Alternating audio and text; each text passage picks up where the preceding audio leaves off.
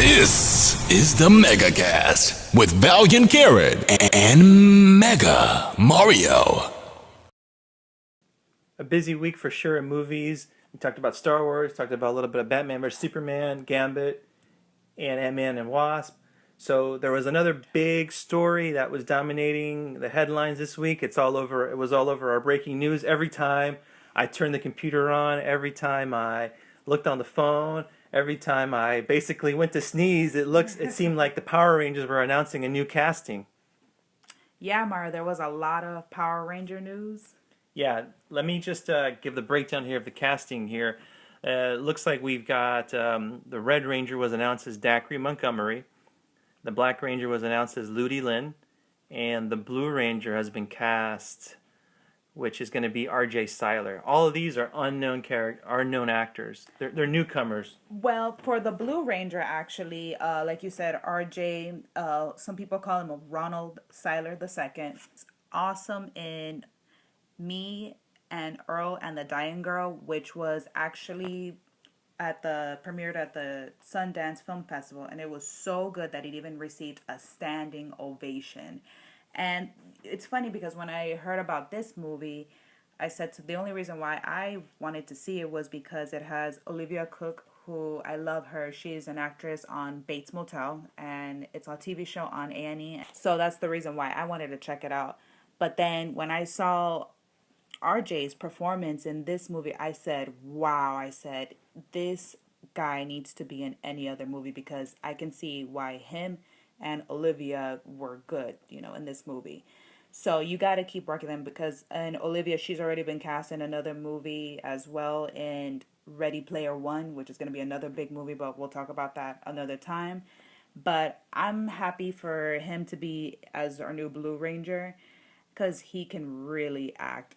And I know you haven't seen the movie, but I would advise anybody to go see this movie, because that's how good it was. So that was the only good, happy news that I found about this, because I'm not 100% convinced yet on the other Rangers that they have casted. Like you said, I'm happy they got unknown actors, or actors that haven't really, broke out into the Hollywood scene, and that's okay. But just based on looking at them, I don't see them as a Power Ranger. And the other disappointing news that I'm hearing is that, according to Lionsgate and Saban, is that the movie, what we thought was going to be a continuation of the first season, which was Mighty Morphin Power Rangers, is now going to be a continuation of the TV show that's going on right now on Nickelodeon. And that just got me, so sad, because I don't understand why you would continue from the recent TV show, because not everybody watches the TV show now. Everybody knows who the original Rangers were. And obviously, that's why we fell in love with Kimberly. We fell in love with Jason, Tommy, Billy, Zach, and Trini. And now it's like you're telling me, oh no, we're going to go based off this recent one. I'm just like, what? So with that being said, I'm still going to go see this movie, because I am a Power Ranger fan. Like I said, I don't know why they're going this route. Why do you think they're going this way to continue from the TV show? You think it's just to attract younger audiences? Let me say this. I've been listening to what you're saying, and I don't think that we're going to see a continuation of the TV series. I know that we've been looking at the same information, but if you look at the Instagram, the lightning bolt that's there that frames the announcement of each character is the Mighty Morphin Power Ranger lightning bolt. But here's the thing. Yes, you're right, but we don't see the actual names of the Power Ranger. No, we don't, and that's why I even said this last time, that these might be just different characters, but still a continuation of the Mighty Morphin Power Rangers. And I talked about the Morphin Grid, so if anybody wants to hear me talk about that, they can go to the last Megacast. But I don't think they're going to do a continuation of a TV show, because I don't think it does the franchise any justice. The only thing that concerns me, I told you this last time too in the previous Megacast when we talked about this, is Saban. Do they want a franchise movie? And I think the answer is yes. I think they're going to see Star Wars. I think they're going to see James Bond coming out pretty soon. I think they're going to see Batman versus Superman, and I think they're going to realize that is their bread and butter right there, is making great movies that are accessible to people who watched the first Power Rangers Generation 1 all the way through till now. And that's their best bet, is to cast a wide net and get as many people as they can. If they cater to just the 7, 8, 9, 10-year-olds that are watching it now, it's not going to do well. And they're going to lose their chance to... I'm scared of that.